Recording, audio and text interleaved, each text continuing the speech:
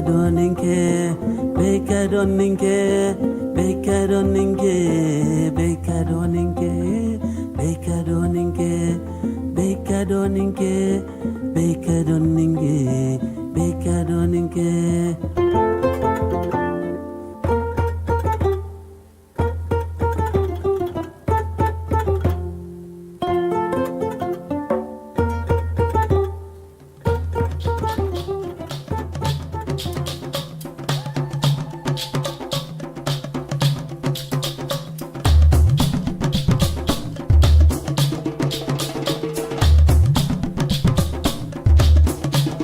Parler de ces sujets. Professeur Jeffrey Sachs, président du système de réseau, et c'est Semay là aussi qui va donc se joindre à nous. Merci. Madame Samela, qui occupe la présidence aussi, Alliance pour les institutions financières africaines. Voilà, c'est notre panel. Merci beaucoup. Fantastique, merci. Merci pour avoir donc rejoint ce podium. Alors, nous avons parlé de l'optimisme, mais aussi de certains des défis. Comment réécrire tout cela? Il y a beaucoup de disruptions, notamment au niveau des chaînes d'approvisionnement. Mais l'Afrique doit naviguer dans cet environnement complexe. Alors, je me demande tout simplement comment est-ce que vous envisagez cela? Samela, je vais commencer avec vous. Dans cet environnement actuel, comment est-ce que l'Afrique peut prospérer et comment l'Afrique peut donc s'en sortir? Alors, merci beaucoup de cette invitation. J'aimerais commencer tout d'abord en parlant de ce qui est possible et ce qui peut être fait justement pour démontrer en fait ces possibilités. Alors, l'Afrique en ce moment exporte surtout des matières premières. On parle de 130 milliards de dollars et on réimporte 80 milliards de nourriture, 30 milliards de nourriture, 80 millions au total de biens transformés. En fait, il faut que l'on aille au cœur de la chaîne d'approvisionnement dont le monde a besoin en termes d'énergie, les besoins énergétiques du monde, et on peut le faire ça, tout simplement en se concentrant sur la manière dont on pourrait créer de la valeur chez nous, en Afrique. Par exemple, il suffit de penser au cuivre. Le cuivre est maintenant un métal critique, crucial. On a besoin, le monde entier a besoin de cuivre. C'est un métal extrêmement recherché, notamment dans le domaine de l'intelligence artificielle, mais dans beaucoup d'autres. Donc, un bien comme le cuivre, si on se concentre sur la transformation du cuivre en Afrique, en utilisant l'hydroénergie comme on le fait déjà un peu maintenant, on peut ajouter de la valeur et on peut aussi créer de l'emploi. Donc, plus on se concentre sur la capture de la valeur, le captage de valeur, on peut créer des emplois. On va pouvoir se concentrer sur cette création de valeur en créant, par exemple, on pourrait créer 5 à 6 fois plus d'emplois en Afrique si on s'occupait de la transformation de certaines matières premières. L'année dernière, on a annoncé 700 milliards de dollars en termes d'investissement en actions. C'est la démonstration qu'une fois qu'on peut prouver le potentiel, je dirais, à titre d'exemple, si on peut démontrer le potentiel, eh bien là, c'est facile de répliquer ce modèle. Donc, il y a le Gabon, 14 autres pays en Afrique qui ont participé. Nous avons Vision Invest, qui est en fait l'un des plus grands conglomérats industriels en Afrique, qui investissent en Afrique. Et ça prouve cela, qu'une fois que vous pouvez démontrer ce qui est possible de faire, eh bien, le reste va suivre et les autres vont suivre. Donc, il y a bien sûr d'autres opportunités qui s'offrent à nous. Il s'agit de penser à d'autres minéraux. La bauxite, par exemple. La bauxite, il y en a beaucoup en Afrique. Il s'agit de l'un des plus importants dépôts mondiaux qui se trouvent en Afrique. L'hydroénergie aussi, par exemple, 400 gigawatts en termes de gaz. Tout cela peut être utilisé pour transformer la bauxite, par exemple, en alumina et ensuite en aluminium. Et le monde entier en a besoin. Donc, encore une fois, cela nous permettra de créer de l'emploi, comme je le disais. ce sont les plus belles opportunités qui s'offrent à l'Afrique. C'est grâce à la technologie est là pour rester. L'Afrique a fait ses preuves, a montré qu'elle peut aller de l'avant. L'Afrique aussi peut avancer. C'est la même chose si on peut se concentrer sur l'infrastructure. On va pouvoir créer plusieurs millions d'emplois pour les jeunes Africains. Donc, tout ça est très simple. Nous avons des opportunités significatives qui s'offrent à nous dans le domaine notamment de la transformation de ces matières premières et qui nous permettraient de créer des emplois pour les jeunes Africains. Et ensuite, vous avez aussi cette mobilisation sociale qui peut être stimulée si on exporte. Par exemple, l'un des éléments importants, disons, l'hématite, par exemple, qui a 11 fois plus de valeur. Si un pays exporte $1 million de valeur de cette matière et que cela sera ensuite transformé à des étapes avancées, là, on parle de 11 milliards de dollars. Donc, avec une taxe de 10%, vous parlez de 10 millions de dollars à 100 millions de dollars en termes de taxes. Plusieurs exemples similaires existent. Si vous regardez, par exemple, nous avons aussi des gisements. Nous avons des ambitions aussi de faire croître cela. Nous avons aussi, par exemple, des usines de fabrication de fertilisants en Afrique. Nous avons la possibilité et cette possibilité de transformer les matières premières au lieu d'être des simples exportateurs de matières premières sans valeur ajoutée. Est-ce que vous voyez des opportunités, vous aussi, au lieu de voir tous les défis? Absolument. Je suis très optimiste, moi aussi. Je pense que l'Afrique se trouve au cœur de toute une série de défis, mais surtout d'opportunités. Et je pense que tout cela peut être résumé à 3 leviers de base. Nos ressources, notre jeunesse, notre énergie et le capital. En ce qui concerne le capital, l'Afrique dépense, ça coûte plus de 4 fois plus le capital pour industrialiser, pour investir que ce que font les pays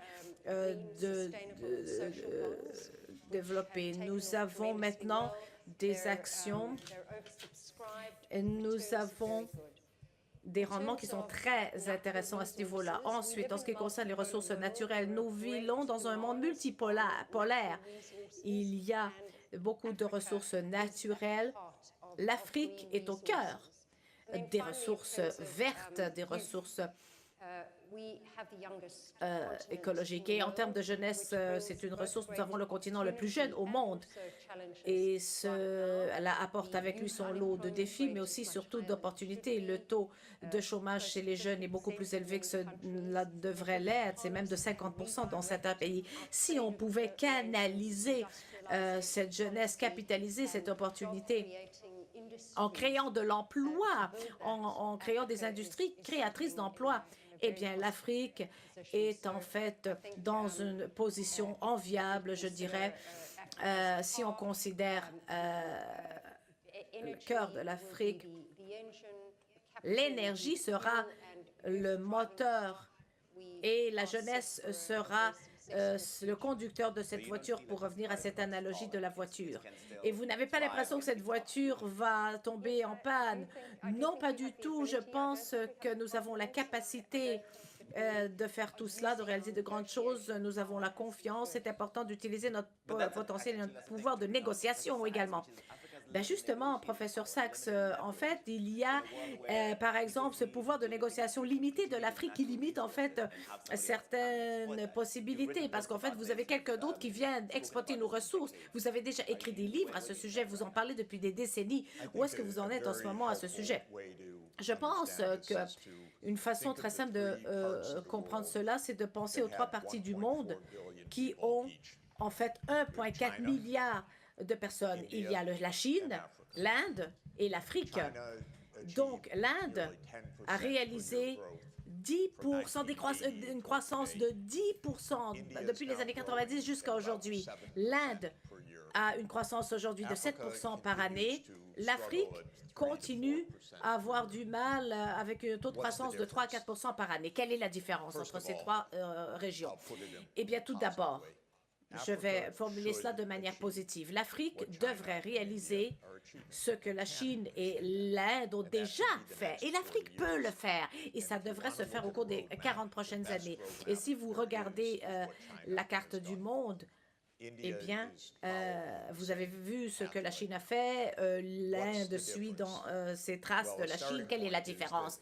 Eh bien, le point de départ, c'est que les pouvoirs européens ont laissé l'Afrique diviser en 55 pays différents, ce qui rend le fait d'avancer très difficile. Ça rend très difficile le fait d'avancer à échelle continentale.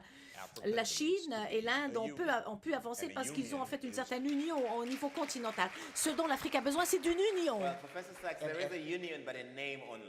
Il y a une union, mais c'est seulement dans le nom. Bon, tout d'abord, une union, de fait, une union qui opère d'une manière stratégique, dans sa stratégie, dans son plan et dans une interconnectivité physique. Donc, l'Afrique doit être connectée avec des chemins de fer, avec des réseaux électriques. L'Afrique doit être connectée numériquement également et avec des ports aussi tout autour de son continent. Donc, quel est le meilleur partenaire d'Afrique pour faire cela? C'est la Chine, c'est sûr. Vous voulez des chemins de fer? N'allez pas voir les États-Unis. N'allez pas de ce côté-là. Si vous voulez comprendre les chemins de fer, faites un voyage de New York jusqu'à Washington par chemin de fer. Je vous souhaite bonne chance. À chaque fois, je dois descendre parce que le train tombe en panne. Prenez un train en Chine. Ça va être à l'heure. Le train ira à 3 fois la vitesse et va arriver à l'heure. Et sincèrement, c'est votre partenaire, c'est la Chine. L'Inde, la Chine, la région du Golfe, mais pensez à cette mise à l'échelle et pensez au niveau global. Bien sûr, 7% de croissance, ça, ce sera un minimum à l'avenir. Comment est-ce qu'on va réaliser cela? Ce n'est pas seulement les matières premières, ce n'est pas seulement la jeunesse. Si vous mettez une personne jeune dans une voiture et une jeune personne qui n'a pas de permis de conduire et qui n'a pas appris à conduire, eh bien, forcément, la voiture va avoir un accident. Donc, il faut commencer par l'éducation. Et avec le numérique, on peut le faire dès aujourd'hui. Tout le monde, soi-disant, qui a des qualifications peut obtenir un degré universitaire presque gratuitement parce que c'est ce qui est possible. Vous n'avez même plus besoin d'avoir des campus construits physiques. Les personnes qui n'avaient pas de chance d'être éduquées maintenant peuvent obtenir des certificats pour adultes et chaque enfant devrait au moins avoir une éducation de degré secondaire, du lycée. Maintenant, c'est seulement 1/3 des enfants africains qui ont terminé le lycée, qui ont fait le bac. Faisons en sorte que cette révolution se fasse aussi par l'éducation. Ce n'est même plus difficile parce que nous avons les outils maintenant. Cette connectivité numérique nous le permet. N'envoyez plus les enfants à l'école s'ils n'ont pas d'ordinateur. Et comment faire cela, vous allez me dire? Eh bien, on va obtenir le financement, mais arrêtez de mentionner le manque d'éducation. C'est possible de percer à ce niveau-là. Et si vous regardez, en fait, l'Afrique, en ce maintenant, ça compose 18% de la population mondiale. Bientôt, ce sera 27% de la population mondiale. Dans la deuxième moitié du 21e siècle, la population africaine représentera 35% de la population mondiale. Si vous faites les choses comme il faut, l'Afrique se situera au centre de l'économie mondiale. Et l'Afrique sera en fait le fournisseur de tout. Et c'est possible, mais cela nécessite des compétences, cela nécessite de l'éducation, cela nécessite de la technologie, de la science et aussi les universités. Et bien, partout à travers le monde, maintenant, sont en contact les unes avec les autres, en ligne, à travers le monde. Nous pouvons faire des partenariats avec des universités d'excellence partout à travers le monde, en Chine, en Europe, en Inde, aux États-Unis. Faisons-le. C'est le temps ou jamais pour qu'on fasse cela. C'est vraiment le temps de percer pour l'Afrique. Ah, ben, suite à cela. En fait, maintenant, les États-Unis ont établi en fait des droits de douane sur l'Afrique. La Chine a dit qu'ils allaient en fait éliminer les droits de douane avec tous les pays d'Afrique. Qu'est-ce qui retient l'Afrique, qui l'empêche en fait de réaliser ce succès économique et industriel que la Chine et l'Inde ont réalisé? Il n'y a rien qui retient l'Afrique. En fait, il faut avoir un plan, une stratégie pour mettre en œuvre cette zone. Vous avez déjà cette zone de libre-échange en Afrique. Allez voir la Chine, faites construire les chemins de fer. Je vous le dis, ça va être fait tout de suite. N'écoutez pas les États-Unis. Oh, les États-Unis qui vont dire ne laissez pas entrer la Chine, c'est dangereux.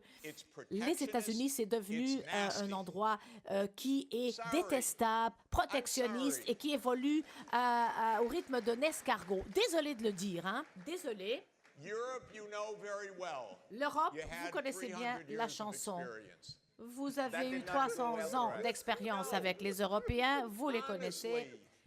Moi, sincèrement, vous avez tellement d'amis, tellement de nouveaux partenaires. L'Inde prospère. Ils sont excellents dans les technologies de l'information.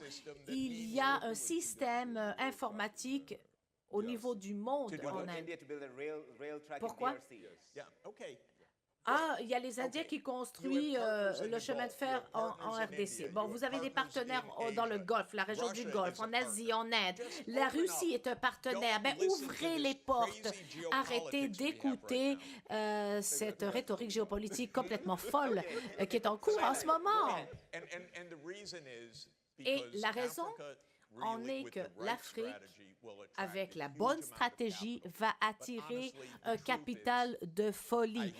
La vérité, et je l'entends dire tous les jours, nous avons la population la plus jeune au monde, oui, c'est vrai, mais la population la plus jeune, mais pas éduquée. Et une population jeune et non éduquée, ce n'est pas une ressource, c'est un mal de tête.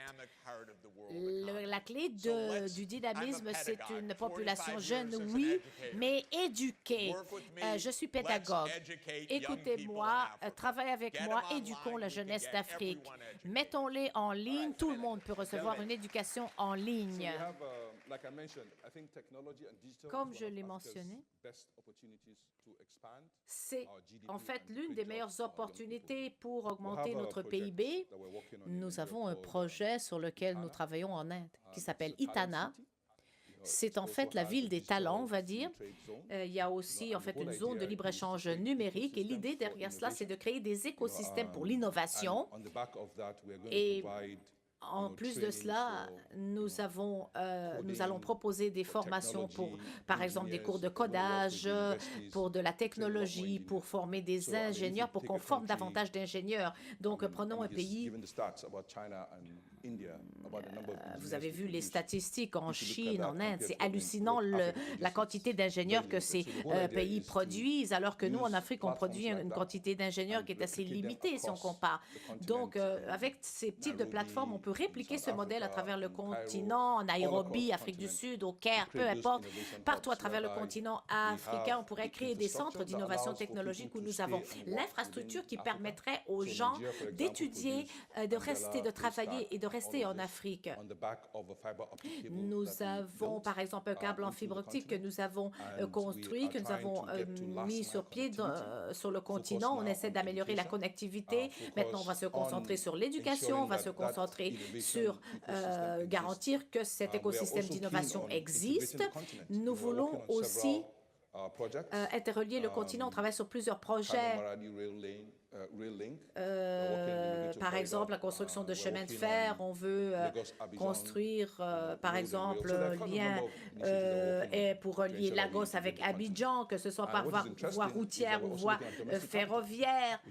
Et nous avons le capital domestique aussi qui est très important. Nous avons un capital intérieur en Afrique qui est aussi très intéressant, très important. Demain, on va signer quelque chose, une convention pour les fonds, pour essayer de voir comment est-ce qu'on peut travailler ensemble pour avoir 5% d'alloués à l'industrie de l'infrastructure, afin d'avoir les actions, le capital, les actifs dont on a besoin pour justement réaliser ces projets. Donc, on travaille sur plusieurs initiatives. Et bien sûr, nous faisons la mise à l'échelle aussi. On se concentre sur le fait que l'Afrique puisse démontrer ce qui est possible de faire avec du capital africain et aussi avec des compétences locales. Voilà. Et est-ce que je peux juste rebondir sur ce que vous avez dit par rapport à cela? Dans un monde multipolarisé, il y a beaucoup d'opportunités qui s'offrent à nous. L'Afrique du Sud, qui fait partie des pays BRICS, eh bien, représente la moitié de la population mondiale et représente 44% du PIB. Donc, en fait, pour moi, c'est important de capitaliser sur l'éducation. Et ça, on l'a mentionné à plusieurs reprises, l'importance de l'éducation. Il faut numériser aussi nos processus coutumières aussi. Nous devons avoir davantage d'infrastructures, capacitation d'infrastructures et encore faut-il se concentrer sur un accès au financement pour les PME, les petites et moyennes entreprises. On doit garantir justement bien, que les contrôles douaniers, les contrôles frontaliers, bien, sont positifs et permettent ces échanges. Donc, si nous pouvons en fait aussi intégrer l'égalité des genres, la numérisation et l'accès au financement pour les PME, je pense que cela va booster et accélérer notre capacité bien, à justement capitaliser sur nos ressources critiques et cruciales qui sont les ressources vertes aussi notamment. Il y a des barrières physiques au commerce au niveau de notre continent. Il y a des biens qui vont passer des jours et des jours aux frontières. Juste pour passer d'un pays à l'autre, c'est ça les problèmes. C'est difficile de payer. Il y a des milliers de problèmes et d'obstacles avant qu'on puisse transférer les biens ou même les personnes d'un pays à l'autre. Absolument. Et je pense que aussi cet accord de libre-échange en Afrique peut bien sûr établir cette base pour justement essayer de détruire ces obstacles au libre-échange. C'est important aussi que ces accords que l'on signe bien, se traduisent en fait concrètement en une simplification, par exemple au niveau des transports, que les conducteurs routiers puissent transiter d'un pays à l'autre sans trop de paperasse, sans trop de bureaucratie, qu'on puisse justement aussi permettre l'accès numérique au stock, à l'inventaire. Tout cela, ce sont des obstacles au libre-échange en Afrique. Et voilà ce que vous avez mentionné. Ça, c'est justifiable, surtout au niveau des ressources agricoles que nous avons en Afrique. Plus de 2/3 de la création d'emplois dans notre continent, sur le continent africain, sont liés à l'agriculture d'une manière ou d'une autre. Donc voilà. Alors, je sais que vous travaillez pour certains pilotes sur le commerce. Et on encourage cela pour les compagnies, pour qu'on puisse mieux comprendre les problèmes et s'assurer que la direction puisse régler ce problème. Je sais que c'est un volet qu'il faut étudier. Et quand vous allez rencontrer Walker Mene, le secrétaire exécutif de l'ASDECA, posez-lui cette question. Vous avez maintenant une réunion pour partir. Alors voilà, il y a quelqu'un qui vient vous emmener en dehors. Merci beaucoup. Donc nous avons maintenant au GSI, donc le coût de financement et du capital est un autre problème qui et cela impacte également les infrastructures. Quand on voit l'indice du point de vue de risque, cela ne reflète pas forcément la capacité de l'autre partie de payer ou bien la capacité de produire euh, et de réduire la pression. Le deuxième, c'est la liquidité et les produits. JSC récemment a lancé le marché du carbone. Et nous avons commencé ce commerce il y a quelques mois. Et l'objectif est de se connecter à travers le continent et permettre à l'Afrique de monétiser ses ressources vertes. Comme je l'ai dit, le financement vert à travers les obligations vertes, sociales, sont des financements des dettes qui permettent de construire des écoles, mais également les obligations bleues permettent également d'aider le développement de l'Afrique. Nous avons introduit dernièrement une plateforme de placement qui donne accès à des petites et moyennes entreprises, et notamment à ces compagnies qui sont dans l'investissement sur les infrastructures, où il est difficile d'avoir des prêts et de permettre à ce financement d'être partagé entre plusieurs parties. Donc, nous voyons de grandes promesses, des opportunités. Vous savez, les obligations vertes augmentent de 15% chaque année depuis ces 5 dernières années. Et notre vision est vraiment de donner la chance à l'Afrique. Professeur Sachs, juste pour terminer, vous avez mentionné que les Africains doivent commercer avec ceux qui sont les plus présents. Les États-Unis et l'Europe ont passé beaucoup de temps à avertir l'Afrique sur les dettes. Et là, vous êtes en train de dire oubliez tout cela. Oui, absolument. Alors, c'est de la rhétorique et de la propagande. Elle n'est pas réelle. Mais en premier lieu, toutes ces idées extraordinaires sont très intéressantes, mais elles ne vont pas réussir à moins que l'Afrique puisse agir comme une Union africaine. Alors, s'il vous plaît, cela ne peut pas faire 65 fois séparément. Cela doit être fait sur la direction d'une stratégie unifiée et un plan. Et il n'y a pas de plan actuellement. Il y a des petits plans un peu partout. L'infrastructure a besoin d'être construite, mais sur la base d'une stratégie. La Chine, encore une fois, a finalisé ses 60 000 kilomètres de ferroviaire rapide. L'Europe en a zéro. Mais vraiment, c'est selon un plan qui a été mis en place et les Africains doivent planifier. Ça peut être fait sur le NEPAD, par le NEPAD, mais maintenant il est temps de mettre en œuvre ces plans. Donc, établissez les listes et établissez le financement. D'où vient le financement? C'est pas Wall Street qui va financer tout cela.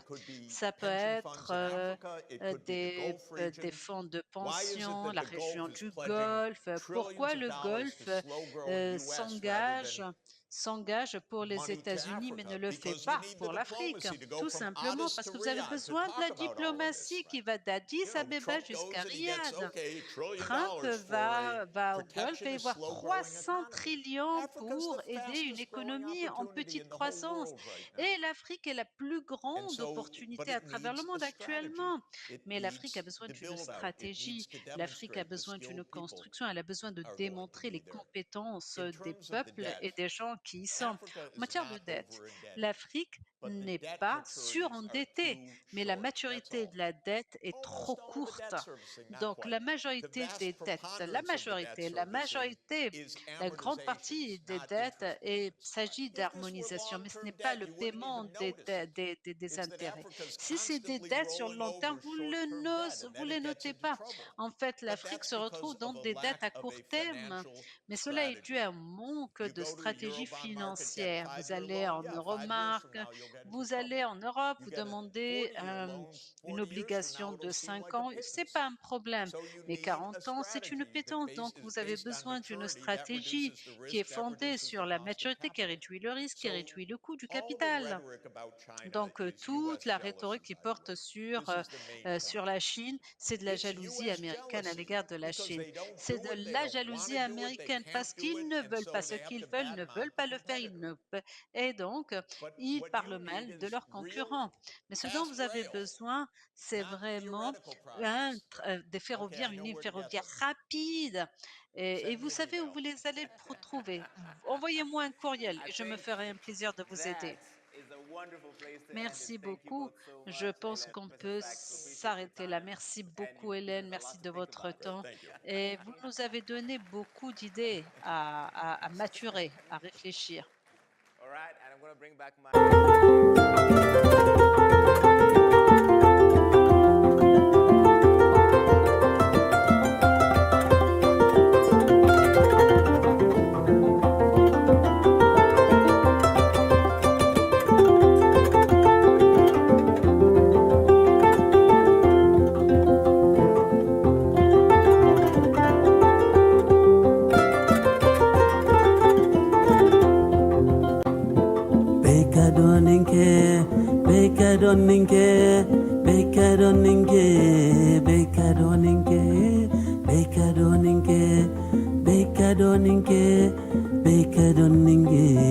Bekadoninke